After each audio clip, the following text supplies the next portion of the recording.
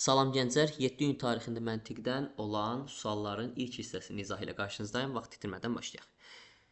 1933, 41, 55, 83 və 95-ci illərdə yaradılmış işçi sayları 1020, 5244, 15000, 15737 və 34441 rəhbərləri Ömər Koç, Gerard Royce, Hammed Topçu, Muhammed Hariri və Rahmi Koçola mənzil qərargahları Ankara, İstanbul və Kocaelidə yerləşən Türk Telekom, Tüpraş, Arçelik, Türk Hava Yolları və Petrol Ofisi adlı nəhəng Türkiyə şirkətlərin vəsaitləri 11 milyard, 13 milyard, 14 milyard, 20 milyard və 47 milyard ilə həcmindədir.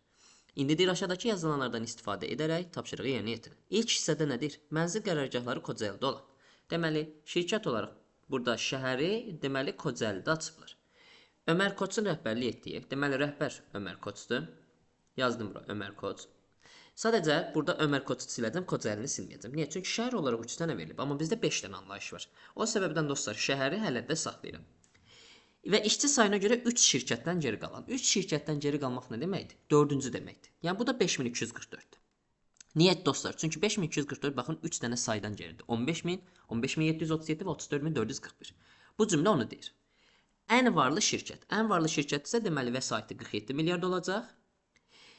Harda nə vaxt yaranıb? 1983-cü ildə yaranıb. Baxın, bütün özəllikləri qeyd elədim burada. Sildim bunu. Bir dənə buradan bu mavi bu silinib səhvən. Aha, onu da qeyd edək. Halaldır.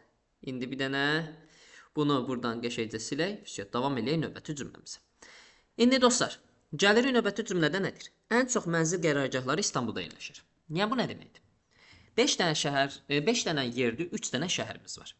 İndi dostlar, Kocaelidə bir dənədir. Geriyə 4 dənə qalıb. Bu 4 dənədən mən durub 2-2 Ankara, İstanbul eləyə bilmərəm. Səbəb nədir? Çünki bu zaman ən çox mənzil qərargahı İstanbulda yerləşir. Cümləsi səhv olar. Çünki ən çox İstanbul və Ankarada yerləşir olacaq. Mən bunun ikisini İstanbul, birini Ankara, birini Kocaeli yaza bilmərəm. Çünki Kocaeli biri var, bir dənə də Kocaeli gəlsə 2 dənə Kocaeli olur. Yenə 2-2 olacaq.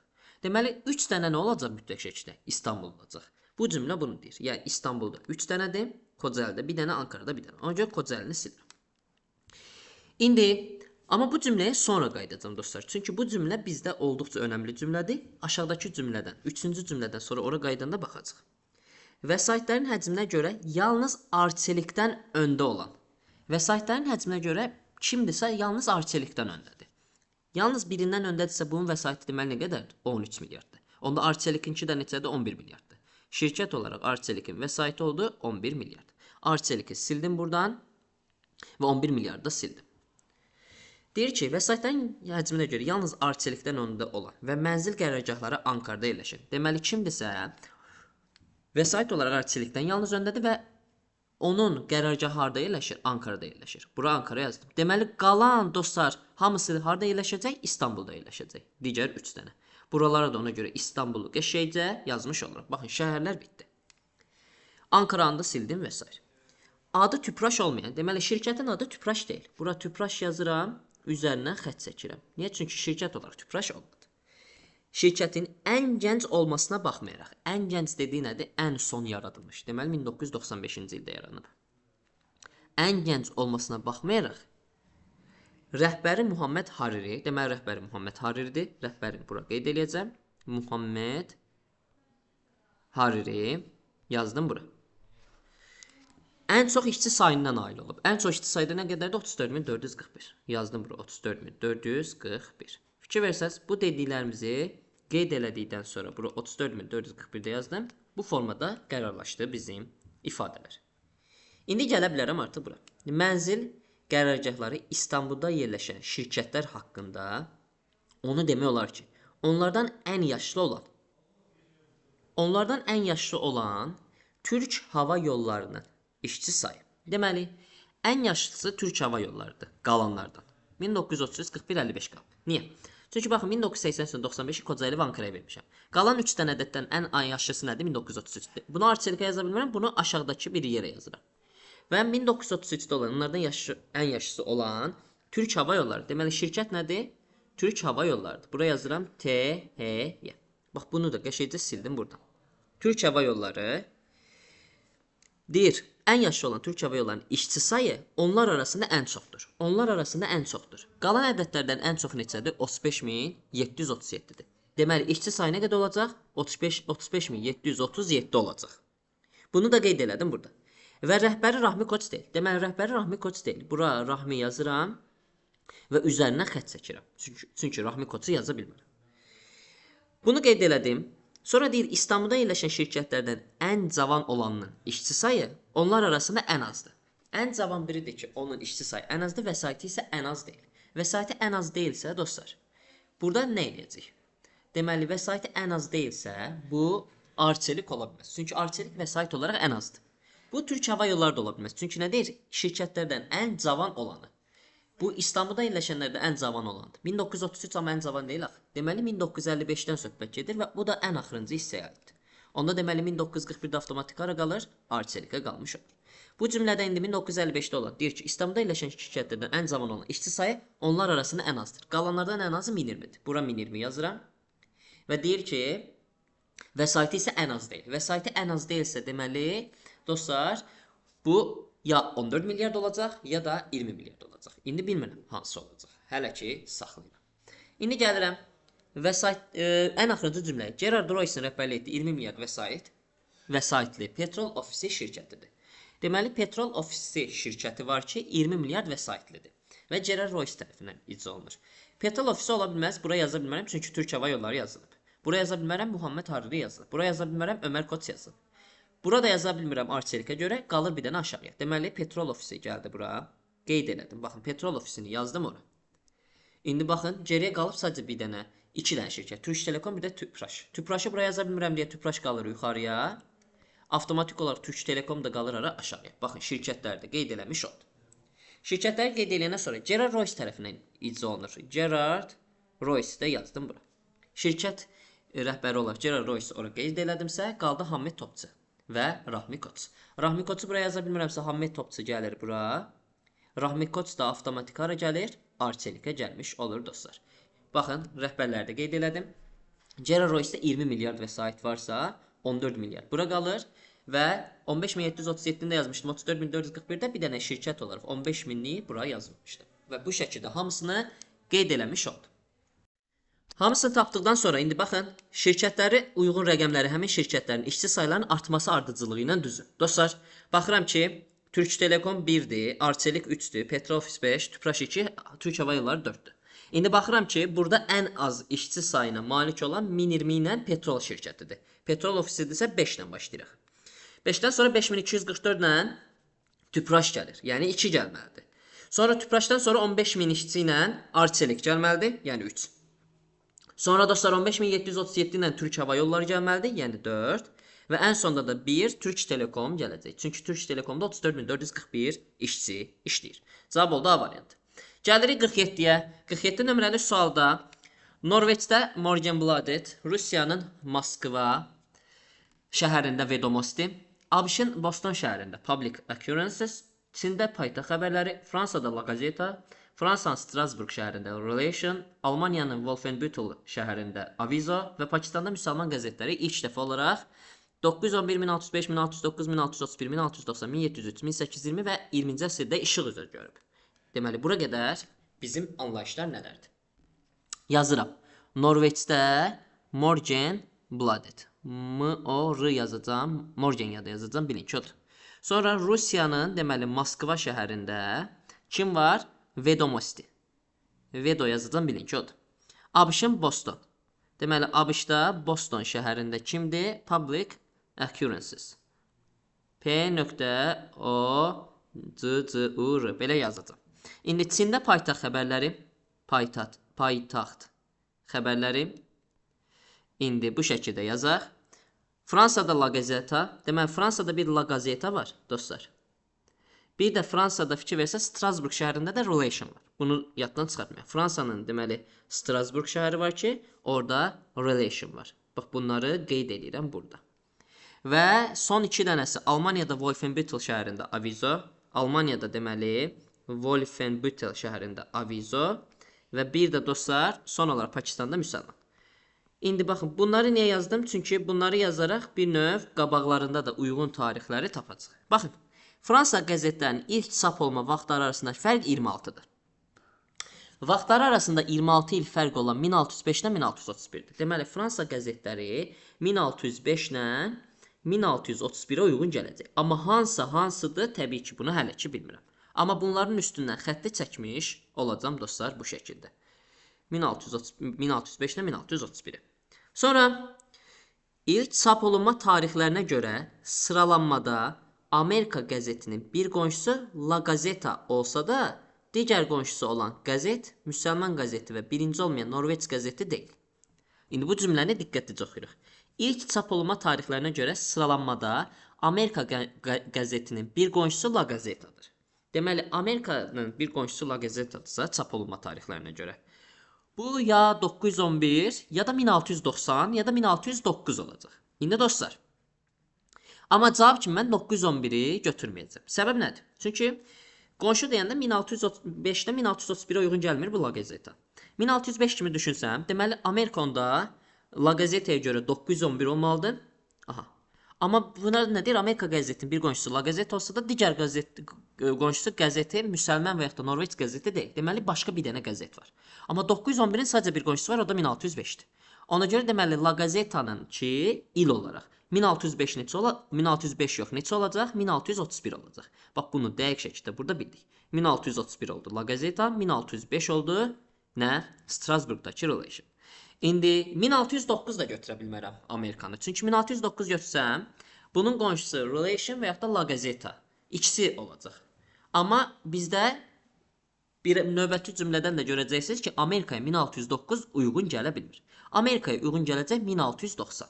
Amma hər ehtimala digər cümlədən baxaq görək nə demək istəyir. İlk çap tarixlərinə görə sıralamada Wolfenbüttel şəhərinin qəzeti bir ölkəyə aid qəzetlərin arasında yerləşir. Bir ölkəyə aid qəzetlərdə 2 dənə Fransa var. Yəni sadəcə 2 fransız qəzetinin arasında 1609 yerləşir deyə deməli Avizo 1609-cu ildə yaranır.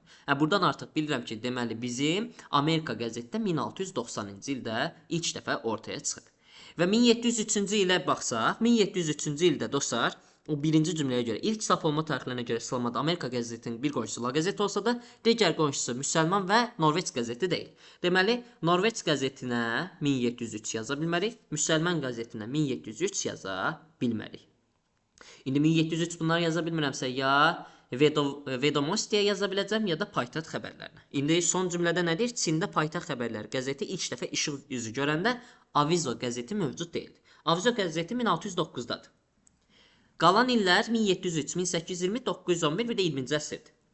İndi 1703 ola bilməz. Çünki və ya da 1820 və ya da 20-ci əsrlər. Niyə? Çünki həmin illər deyiriksə biz artıq 1609-da Avizo qəzeti işıq üzü gördüyünə görə bu cümlə zidd olmuş olur. Çünki cümlədə nə deyir? Paytaxt xəbərləri çıxanda Avizo çıxmamışdı. Deməli, paytaxt xəbərləri Avizodan əvvəl olmalıdır. O da neçənci ildir? 911-dir. Ona görə 911 bura qalsa 1703 bizim Norveçcə və Müsəlman qəzetinə uyğun gəlmir deyə avtomatik ara qalır, Rusiyaya qalmış olur.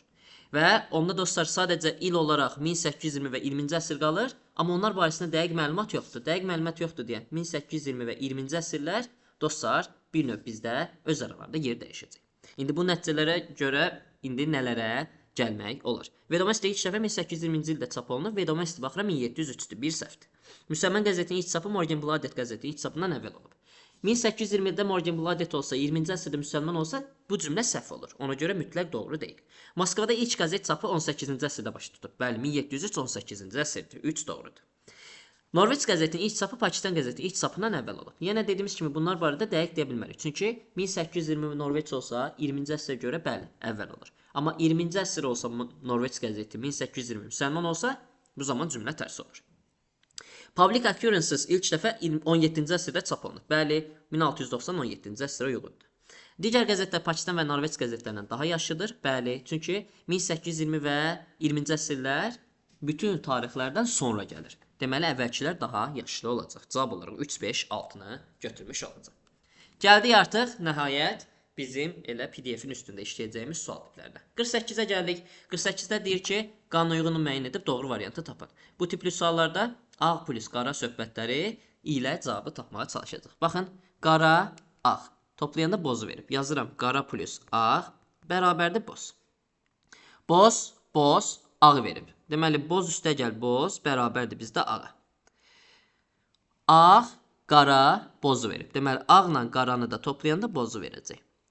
Qara, qara, ağ verir. Deməli, 2 dənə qaranı toplayanda ağ rəngi verəcək. Sonra boz, ağ, boz rəngi verir. Bozla ağ, boz rəngi verir. Bir dənə hər ehtimalı dəqiqləşdirmək üçün orada rəng yaxşı düşməyib. Bozla ağın olduğu boz, ağ, həqiqətən boz rəngi verir. Dəqiqləşdirdik. Və ağla qara da boz rəngi verir yazmışdıq. İndi qara ilə boz baxıram ki, bozu verir. Bunu qeyd edirəm. Qara plus boz bərabərdir boz. Bozla boz ağ rəngi verir. Yazmışdıq bura. Qara ilə boz, bozu verdi. Axırda yazdıq. Qara ilə qara ağı verir. Qeyd eləmişik. Ağla boz, bozu verir. Qeyd eləyək onu da hər ehtimalı ağ üstəgə boz bərabərdir boza. Və qara ilə qara da ağ rəngi verir. Qalan hamısı da dostlar, belə yoxlasaq həqiqətən elə bu şəkildə çıxmış olur. İndi gəlirəm aşağıda bunları yoxlama. Baxıram ki, sualların həmişə şəkil tipli suallarda fərqli olan hissədən başlayayım. Bax, birinci sətr hamısında eynidir. Deməli, bura baxmağın adı yoxdur, vaxt ikisidir. İkinci sətr bax, eynidir hamısı. İkinci sətirdə hamısı eyni deyə baxmağa ehtiyac yoxdur. Amma üçüncü sətrə baxıram. Üçüncü sətirdə baxın, bu nöqtə var ki, hamısında fərqlidir. Və baxıram həmin hissəyə. Həmin hissəyə baxanda baxıram. Bozdur, qaradır. Bozla qara. Bozla qaranı toplayanda bizə nə rəng vermişdi? Boz rəngi vermişdi. Yuxarıda da tapa bilərsiniz dostlar. Həqiqətən baxın, bozla qaranı toplayanda boz rəngi verir. Deməli, nəticə kimi boz verməlidir. Amma burada ağ verib. B variantı ona görə səhvdir. İndi gəlirəm 4-cü sətirlərdə A variantında baxıram ki, bu hissə D-da da, Y-də də elədir, amma C variantında fikir verin elə deyil. İndi həmin hissəyə baxıram. Qara ilə boz bizə nə rəng verir? Boz rəng verir. Deməli, boz olmalıdır. C variantı səhvdir. İndi baxıram A variantında bu hissə var ki, D variantında və Y variantı da fərqlidir. Həmin hissəyə baxsam, qara, ağ. Qara ilə ağ baxıram ki, nə rəng verib? Boz rəngi verib. Deməli, boz rəng çıxmalıdır. A variantı da səhvdir. İndi D ilə Y-ni bir-birindən fərqləndirən hissədə baxın buradır. Həmin hissəyə baxıram. Həmin hissəyə baxsam, ağdır, qaradır. Ağla qara boz rəngi verib deyə boz çıxmalıdır. Deməli, Y də səhvdir, qaldı cavab kimi D variantı. Gəldik 49-a. 49 nömrəli sualda götürüb sadəcə bu fiquru saat əqəbi istiqamətində 90 dərəcə çevirir və dik vəziyyətə gətirir. İndi biz də eyni cür eləməliyik. Bunu saat əqəbi istiqamətində 90 dərəcə çevirsəm dostlar, baxın, bizim bu xətt şaquli vəziyyətə gəlmiş olur. Və digər bu xəttimiz isə dostlar, bu vəziyyətdən 90 dərəcə dönəndə bu vəziyyətə çevrilmiş olur. Yəni, bu formaya gəldi. Sonra, indi gəlirəm digər üçbucağa. Baxın, bu üçbucaq dik vəziyyətdən 90 dərəcə dönəndə yatılı vəziyyətə gəlmiş olur.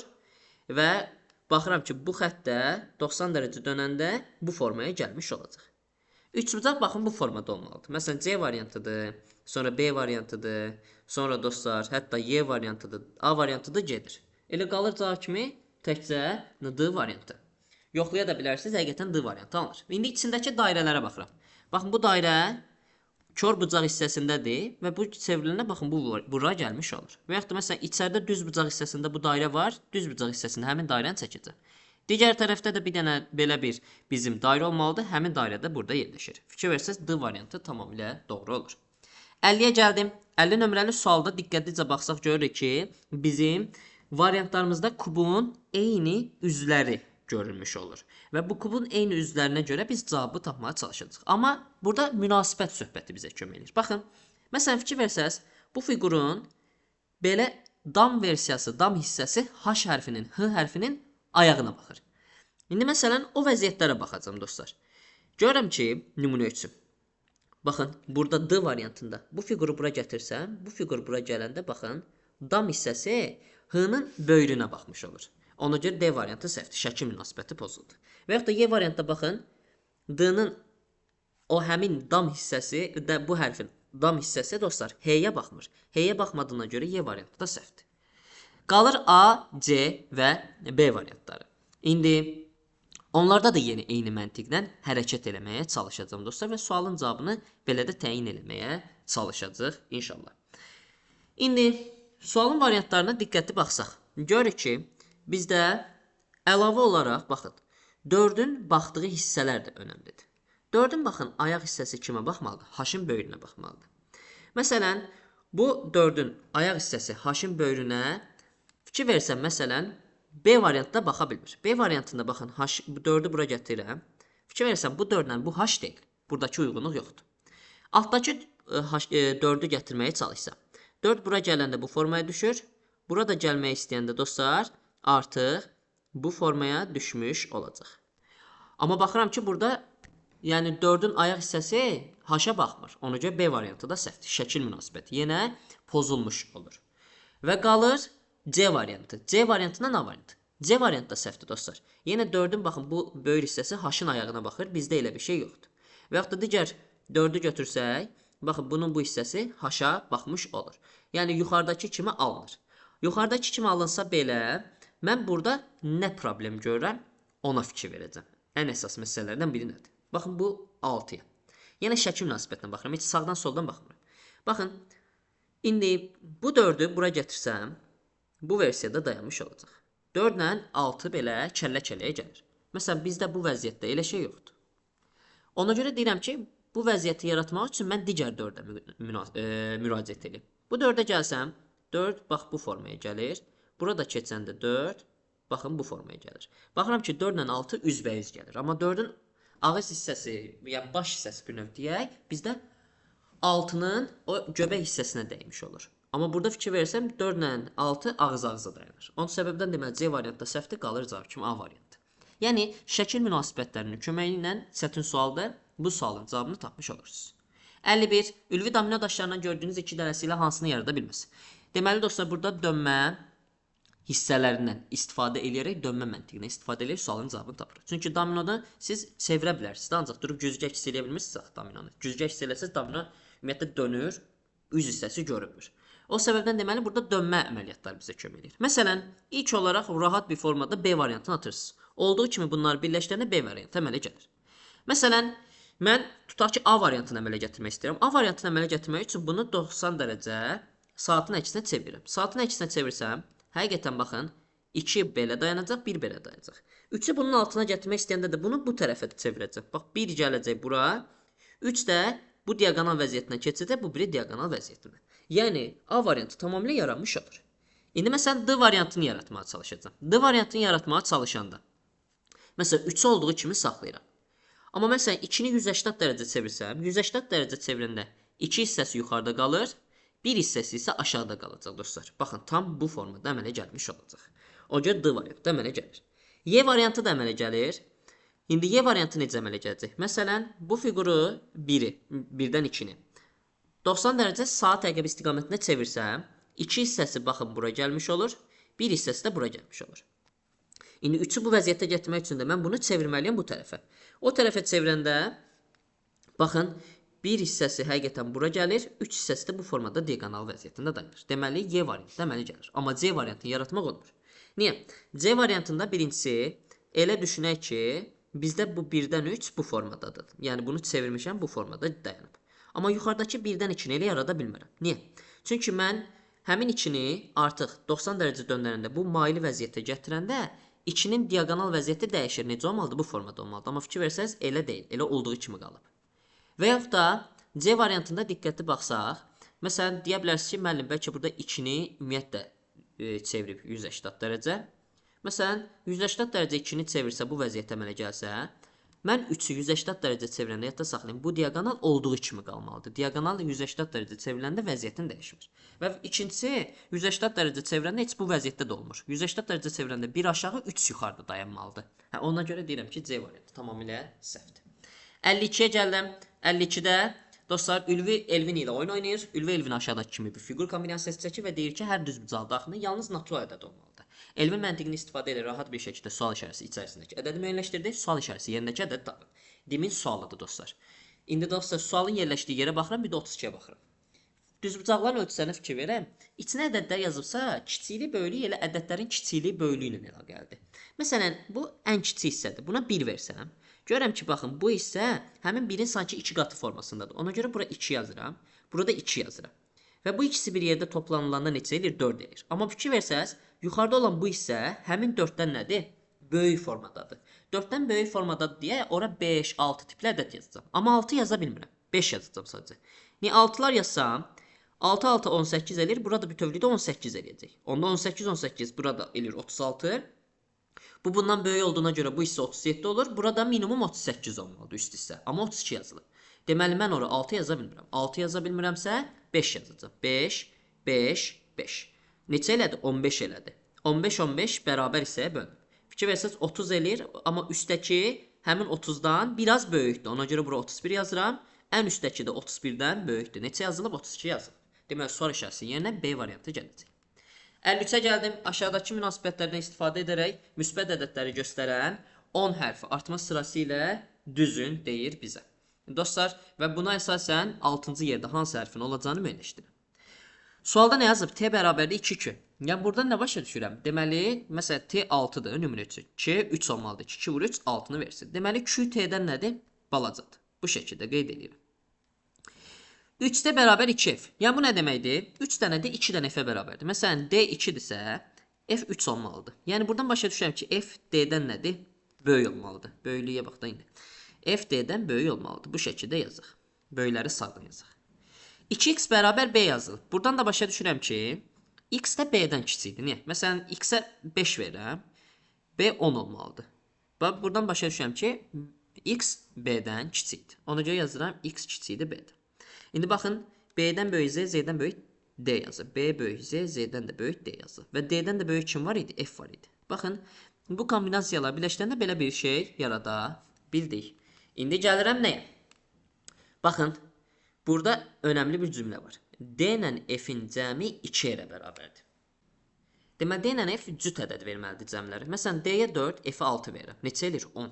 10-u 2-yə bölsəm, R neçə eləyəcək? 5 eləyəcək. Baxın, R D ilə F-in arasına girdi. Və yaxud da başqa bir ədəd verirəm. D-yə 3 verirəm, F-ə 7 verirəm. 10.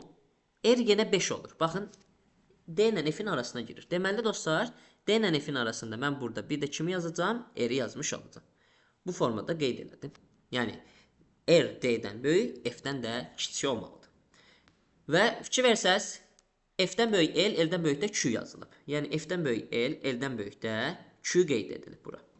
İndi bunu bir dənə aşağıda belə yazım. X, B, Z, D, R, F, L, Q yazılıb. Qalıb sadəcə bir dənə qisim.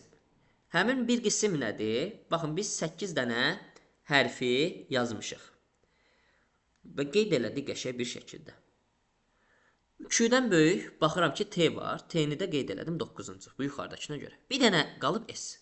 Bu S nədir bəs? F ilə L-in cəmi 2S-ə bərabərdir. Məsələn, F 10-dur, L 14-dür. Toplayanda 24 elir, yarısı 2-yə bölsəm, S neçə eləmədi? 12 eləmədi. Baxın, S də F-dən L-in arasında yerləşəcək. Deməli, burada bir dənə F ilə L-in arasında kim yazacağım? S yazacağım. F-dən böyük S, S-dən böyük L, L-dən böyük Q və Q-dən də böyük kim qalır? T qalmış olur. Yəni, bu münasibətlərə əsasən belə bir qanuna uyğunluq düzülmüş olur. Və 6-cı olan 1, 2, 3, 4, 5, 6-cı kim olur? F olmuş olur.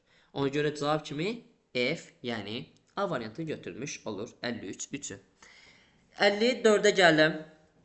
Deyir, qanuna uyğunu müəyyən edin və sual əvəzinə uyğun olanı tapın. Dostlar, fikir versəz, bizdə şəkillərə diqqətli baxsaq, görürük ki, şəkillərin hərəsində gözlər, qulaq, burun, saç və bir də ağız hissəsinə görə müəyyən bir özəlliklər var. Bir də təbii ki, başın formasına görə. Və onların şifrəsi də burada qeyd edilib. Diqqətli baxsaq, hamısının saç hissəsinə 3 dənə eyni saç var. Amma 2 dənə müxtəlif saç var. Bir belə, bir də belə. Və buradan artıq başa düşməlisiniz ki, bu hissədə 3 dənə eyni olan saça ayrılacaq. Niyə? Çünki diqqətli baxsaq, dostlar, 2 dənə eyni göz var. Baxın, 2 dənə oval belə göz var. 2 dənə bu tipli oval göz var. Bir dənə bu var.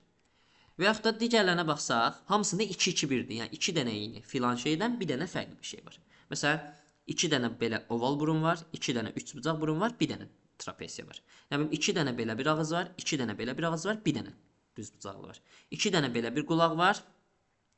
Nə bilim, yox, bu qulaqdan deyil. 2 dənə belə bir qulaq var, 2 dənə bu tipli qulaq var, bir dənə bundan var. Yəni, bütün hamısı 2-2-1 şəklindədir. Bir dənə saçdadır ki, 3 dənə eyni tip saç var.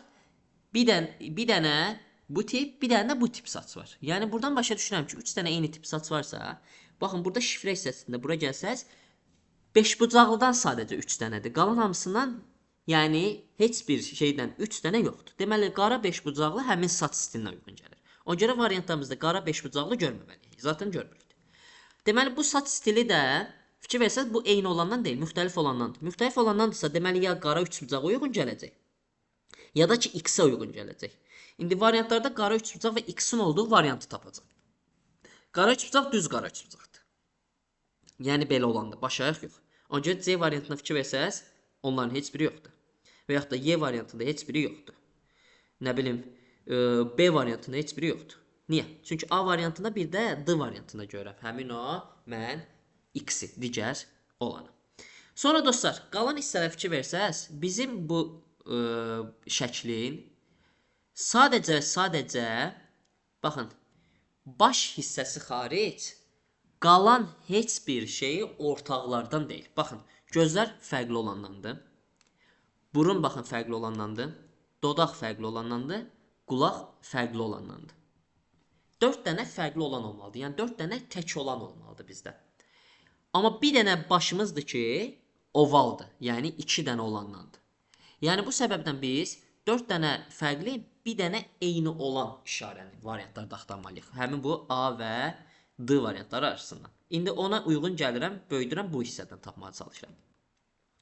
Məsələn, kvadrata baxıram, bir-bir baxaq. İndi bu başa gedir hər birində.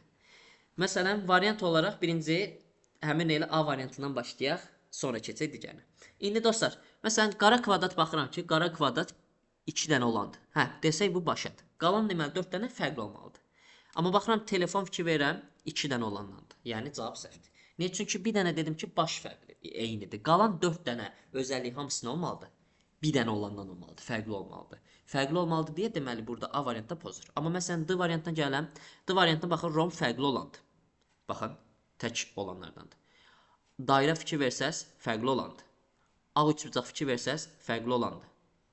Ulduz fikir versəz, fərqli olandır. Bir dənə telefon eyni olandandır. Həqiqətən 4 dənə fərqli olan, bir dənə eyni olan, bir dənə də yenə saça uyğun gələn. Cavab kimi D variantı olur.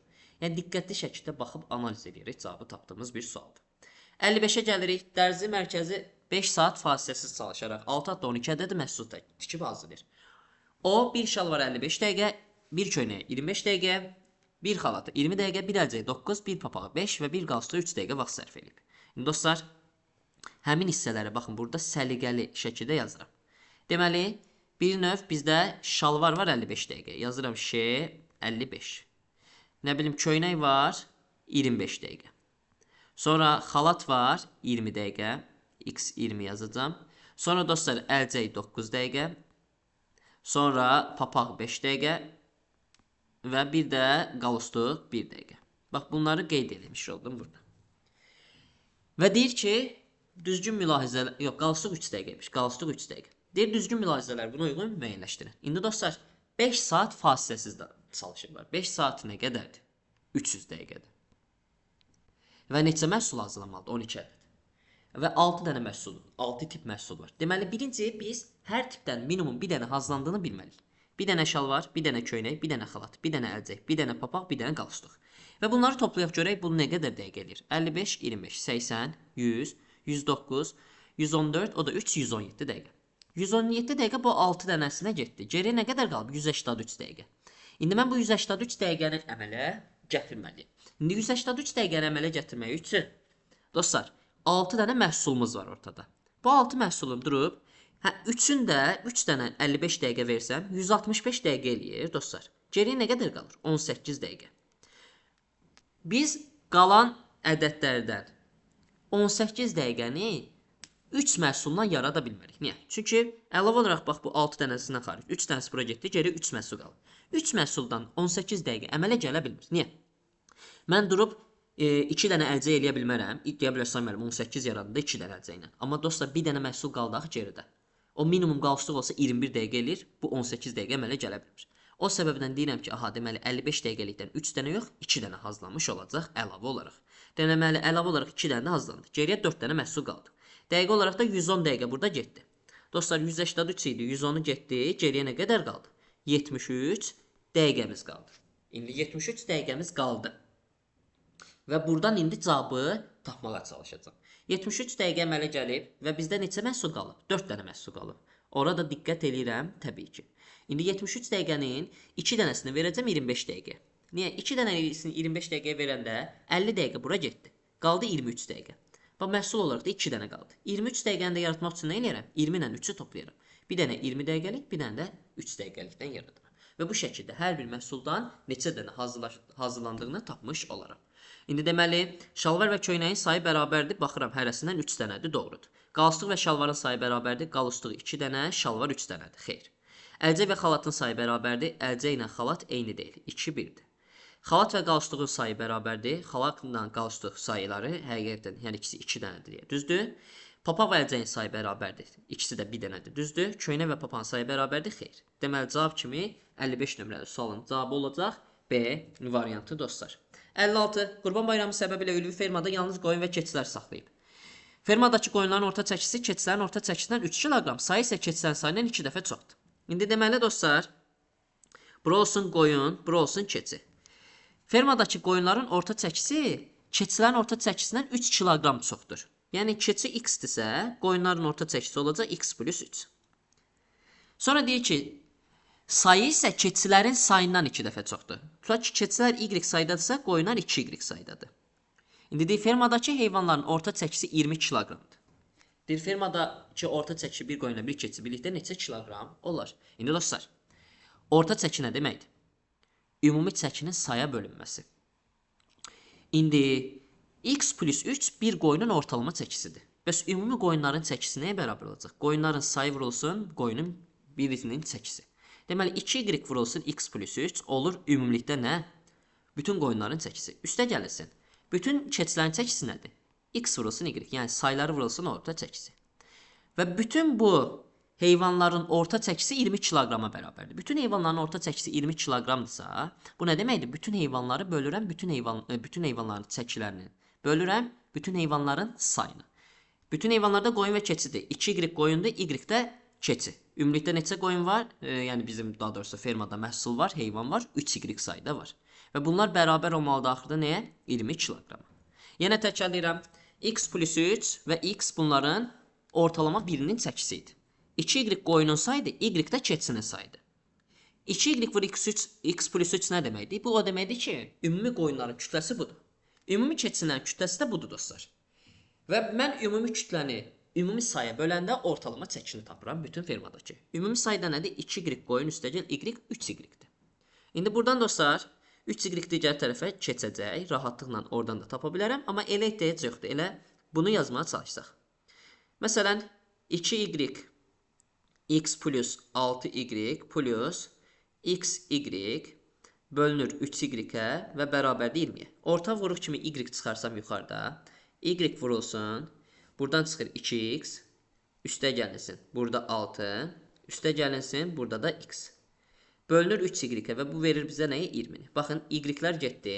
2x plus 6 plus x-i 3-ə böləndə 20 edir. Yəni 3x plus 6 bərabərdir 60-a. 3-ü bu tərəfə vurdum. Buradan da 3x çıxır 54. Dostlar, x də neçə çıxır? 18 çıxır.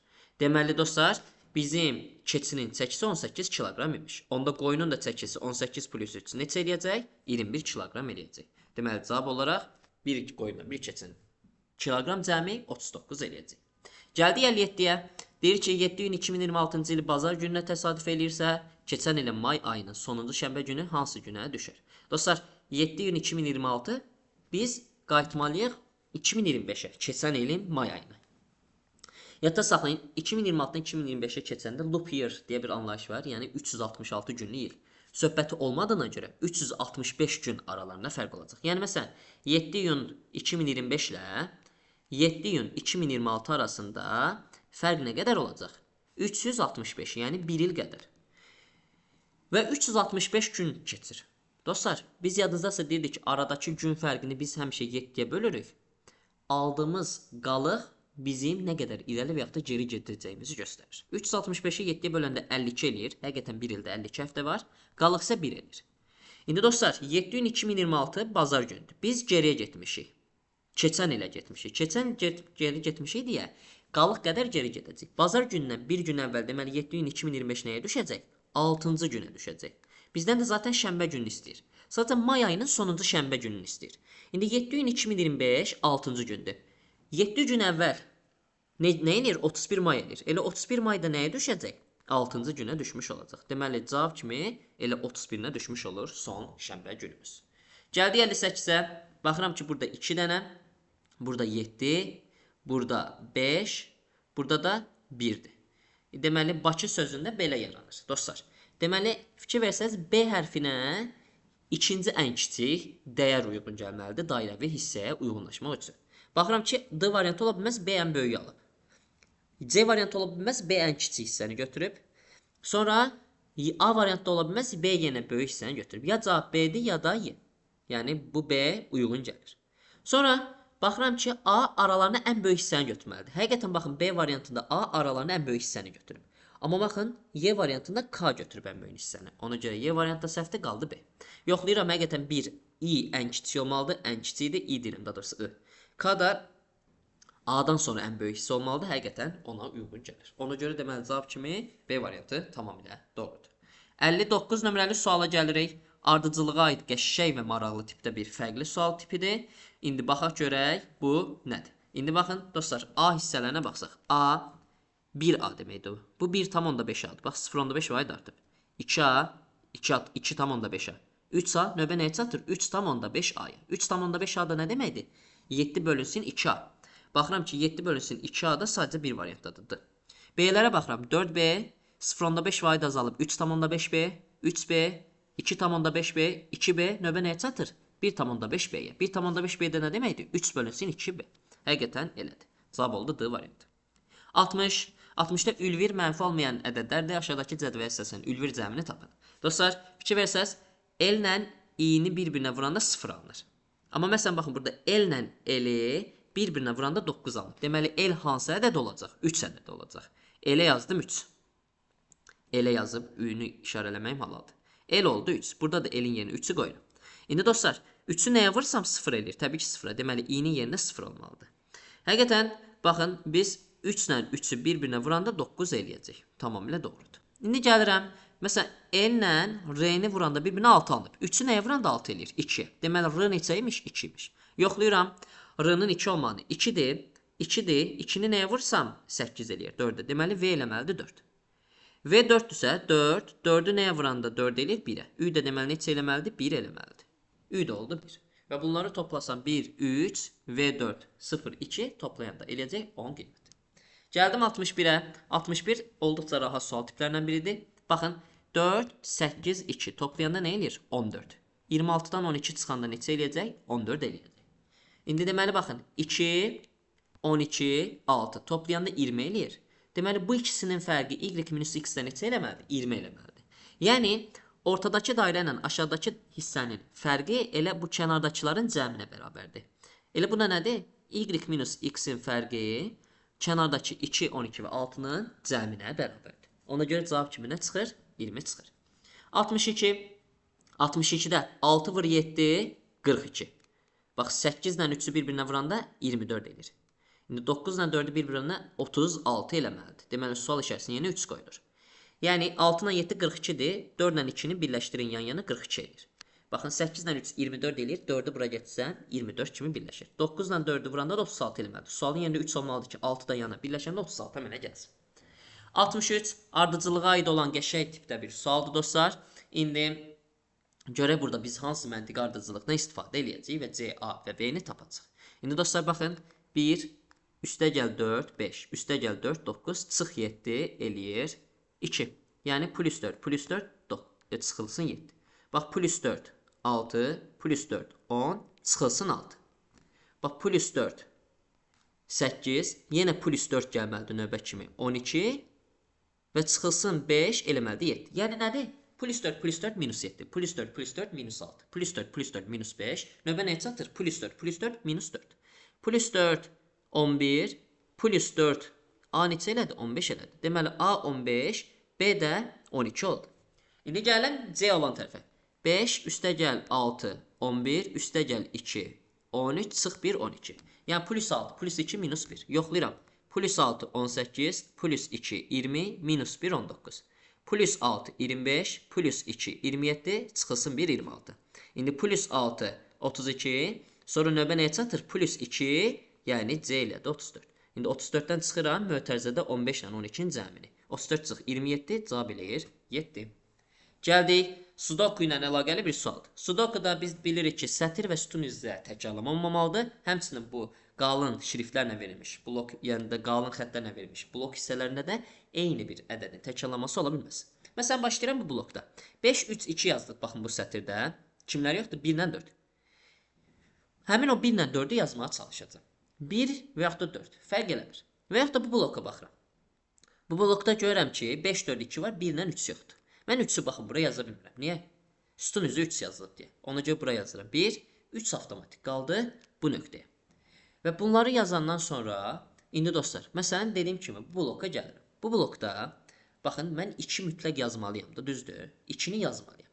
2-ni mən bax, bu sütun boyunca yaza bilmirəm. Ona görə bir də məcbur olaraq alır, hara qalır? Bu hissə qalır. 2-ni də yazdım həmin hissəyə. İndi 2-ni oraya yazandan sonra bu sütunda bir dənə 1 qalır. O 1 də avtomatik düşür ən yuxarıdakı hissəyə. Həmin biri də ora qeyd eləmiş oldum və gəlirəm növbəti hissələrə, sualın növbəti hissələrinə. İndi dostlar, baxın, sətr üzə mən burada 2 yazmalıyım. Buraya yaza bilmirəm, buraya yaza bilmirəm, buraya yaza bilmirəm, 2-lər var deyə. 2 avtomatik qalır hara? Bu nöqtəyə. Fikir versəz, 2-nin yazılma yerində tapdım. İndi 3 yazmaq istəsəm, buralara 3 yaza bilmirəm var deyə. 3 də avtomatik hara qalır? Bu nöqtəyə qalır. Fikir versəz, həmin hissələrdə tapdım. Onda baxın, bu bloku tamamlaya bilirəm. Mən bura 1 yaza bilmərəm. Yəni, bu sətirdə 1 və 5 yazılmalıdır artıq. 1 və 5-dən görürəm ki, mən 1-i həmin bu qismə yaza bilmərəm. Çünki yazsam aşağıda təkrarlama olur. Ona görə bura qalır 5, bu hissəyə də qalır 1. Onda bu blokun sonuncu hissəsinə nə düşəcək? 4 düşmüş olacaq. Bura yazdım 4. İndi həmin 4-ü yazandan sonra artıq yenə yerləri uyğunlaşdırmağa çalışacağım ki, və ona görə cavabı təyin eləmiş olaq. İndi baxın, 1, 3, 4, 5 var. Kim yoxdur? 2 yoxdur. 2-ni də ora qeyd elədim və oranla da işim bitdi. Gəlirəm artıq 4 olan hissələrə. Baxın dostlar, mən 4-ü buradan bu ikisindən birində yazacağım. Deməli, bu blokda 4 buralara yazıla bilməz. Baxın, onda buraya yaza bilmirsə 4 avtomatik buraya yazılır. Burada geriyə nə qalır? 1 qalmış olur. Fikir versəz, 4-ün yerində tapdım, 1 də avtomatik çıxmış oldu. İndi və həmin hissəni yazandan sonra artıq 2, 3, 4 var, 1, 5 yoxdur. 1-i buraya yaza bilmərəm, sətr üzrə var deyə 5 gəlir bura, 1 də gəlir bu nöqtəyə. Onda onları da qeyd eləmişəmsə, geriyə qalır artıq son izah olunacaq hissələr. Həmin hissələri diqqətlicə baxsaq, fərqli yer axtarmağa çalışıram, uyğunlaşdıra biləcəyim ki, cavabımı da təyin edeyim. Məsələn, bu sətr üzrə 3 yaza bilmirəm. Məcbur 3-ü hara yazacağım? Bu blokda buraya yazacağım. Onda 5 də qalır hara? Bu nöqtəyə. Bax, 5 o nöqtəyə qalırsa, bu blokda 1, 2, 3 var, 4-dən 5 yoxdur. Mən 5-i buraya yaza bilmirəm deyə 5 gəlir bura. Onda 4 də hara qalır? Bu nöqtəyə. Onda bu sütun üzrə 3 çatmır, bu sütun üzrə də 4 çatmır. İndi sualın şərtində deyir ki, Sudokunu həll etdikdən sonra sol yuxarı künc, sağ yuxarı künc və sağ aşağı küncdəki ədədləri toplayın. Ədədləri toplayanda da 14 qiymətini vermiş olur. 65. 4 dənə U plus J qeyd edirəm. 4U plus J bərabərdir 3 dənə J-yə. Deyir, buna uyğun olaraq münasibətin doğru göstərildiyi variant tapın. J-ni digər tərəfə keçsəm, 3J çıxılsın J əmələ gəlir. Yəni 4 dənə U bərabər olacaq 2 dənə J-yə. Onda deməli 2 dənə də U nəyə bərabər olacaq? Təbii ki, 1 dənə J-yə. O da hansı variantdır? A variantıdır. 66 nömrəli sual. Ordinatura sözünə uyğun gələn şifrə hansıdır? Ordinatura sözündə baxıram ki, ikinci və axırdan ikinci simvollar eynidir. Deməli, şifrə hissəsində də eyni olacaq. Baxıram, A variantında eynidir. B variantında fikir versəm, eyni deyil, atdım. C variantında eynidir, saxlayıram. D variantında eynidir, saxlayıram. Y variantında eyni deyil, atdım. Sonra baxıram, eyni olan hissələr bir də nələrdir? 6-cı simvoldan sonuncu simvol. 1, 2, 3, 4, 5, 6-cı ilə sonuncu adı eynidir, saxlayıram. Amma C variantında 6-cı ilə sonuncu eyni deyil, atdım. D variantında 6-cı ilə sonuncu eyni deyil, atdım. Qaldı cavab kimi hansı variant? A variantı. 67. Qatlanmış kağızı açıb doğru variantı təyin edin. Qatlanmış kağız, fikir versəz, hansı hissəyə uyğun gəlir? Baxın, bu hissəyə uyğun gəlir. Həmin hissədə görün, harada çəkilib bu. Baxın, bu xəttin dibində. Bu xəttin dibindədirsə, mən birinci bunu sağa doğru açsam, necə yaranacaq dostlar? Bax, bu formada yaranacaq. Bu üçbucaq belə tamamlandı. İndi mən bu üçbucağı yuxarı doğru qatdalasam, həmin düzbucaqlı hara düşəcək? Baxın, bu hissəyə düşəcək. Tamamlandı. Tamamlanandan sonra bu kağızı aşağıya doğru açanda, dostlar, baxın, bu xəttə görə simmetriya olmalıdır. Bu xəttə görə simmetriyadırsa, Deməli, bu düzbucaqlı bura, bu biri düzbucaqlı da maksimum uzaq hissəyə düşür. Və baxıram ki, buna uyğun olan nümunə üçün bizdə D variantı daha uyğundur. Niyə? Çünki A variantı ola bilməz. Bizdə baxın bu hissədə, orta hissədə kəsik yoxdur. A variantında tam mərkəzdə kəsik var. Eyni şey C-də də var. Yəni bunu yaza bilmərəm mütləq şəkildə. Sonra cavab kimi B variantı da götürmürəm. Çünki fikir verirsəz, baxın bu hissədə, yuxarı hissədə biz kəsik yaratdıq. Yuxarı hissədə həmin kəsiyi yaratdımsa, deməli B variantında yoxdursa səhvdir. Ya cavab qalır, ya 7. İndi mən dostlar bu xəttə görə simmetriya yaradacağamsa, bu fiqurların simmetriyası gəlib düşəcək ara aşağı hissə. Və mən bunu sağ tərəfə doğru qatlayanda da, dostlar, diaqonala görə bu fiqur bu formada simmetriya yaratmış olacaq. O da hansı variantdır? D variantı olur. 68. Ev heyvanı, it, pişik və yaxud da hər ikisini saxlayan 1000 nəfər arasında sorğu keçirilib. Deməli 1000 nəfər var. Bunlar it, pişik və hər ikisini saxlayır. İndi deyir ki, məlum oldu ki, onlardan 630 nəfər pişik saxlayır. Yəni bu nə deməkdir? Bu dairənin içində, yəni bütövlükdə bax bu dairə var ha. Bu dairənin içində 630 yaranacaq. Sonra deyir, pişik saxlayanların 1/3 həm də it saxlayır.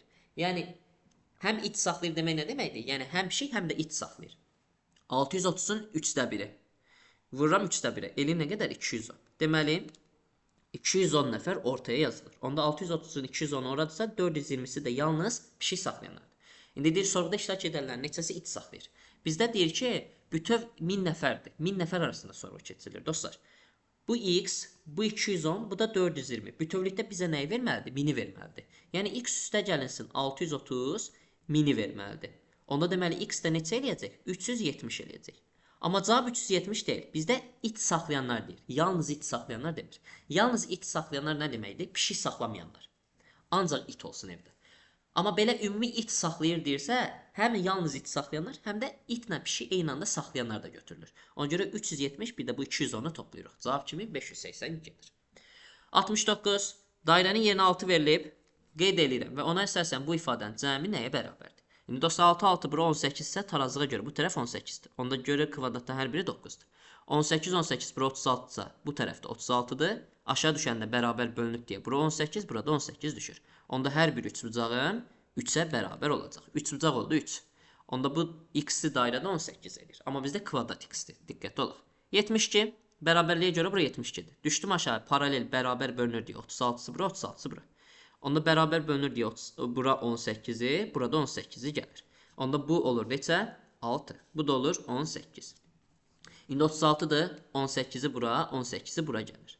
İndi burada 2 dənədir deyə 9 bölünür. Deməli x-də olan 9-dur. İndi 18 isə 9-u bura, 9-u bura. Onda bu dairələrin hər biri 3 olur, bu da 9 olur. Bizdə də bu dairədən istəyirdi deyə bu oldu 3. 3, 9, 3 toplayanda 15-i verir. Və son sual, 70 nömrəli sual. UYG-ni VG-yə vuranda aşağıdakı ədəd əvvələ gəlib. İndi bunu tapmağa çalışaq. Birinci dostlar, baxın, bu ədədi Q-yə vuranda buraya yazılır, V-yə vuranda buraya yazılır. İndi hansı ədədi V-yə vuranda 1070 eləyir? Və yaxud da nəyi nəyə vuranda sonu 0-la bitə bilir? Dostlar, biz bilirik ki, sonu 0-la bitməsi üçün ədəd ya 0-a ya da 5-ə vurulmalıdır rəqəmlərdən. Ona görə deməli, burada V ya da Q bunlardan hansısa biri 5 olmalıdır. Amma Q-nün 5 olma ehtimalı yox. Niyə? Q ilə Q-nü vurublar, axırı nə ilə bitib? 6 ilə bitib. Bu hansı ehtimallardadır? Ya Q 4 vur 4 olacaq 16, ya da 6 vur 6 olacaq 36. Ona görə Q 4 və yaxud da 6-dan biri ola bilirsə, V avtomatik neçə qalır? 5 qalır. V-nin 5 olduğunu bilirəmsə, artıq burada tərs əməl eləyirəm. UYG-ni 5-ə vuranda 1070 elibsə, 1070-i bölürəm 5-ə. 5-ə böləndə verəcək, 10-da 2 dəfə, 7-də düşür.